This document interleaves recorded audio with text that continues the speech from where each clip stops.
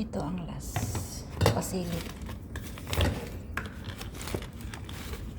Pasilip ko sa inyo ngayon. Maglilinis tayo ng balcony.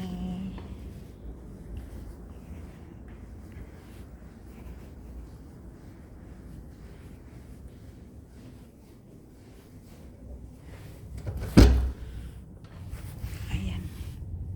Ayan, nalinisin natin dito ngayon.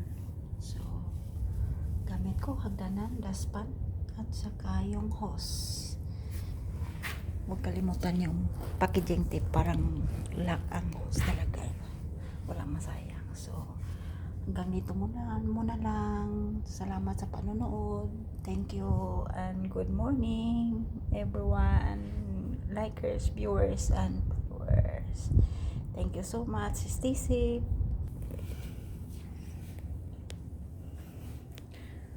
So this is the reality of my life as utility household in Mesila Palace. Thank you.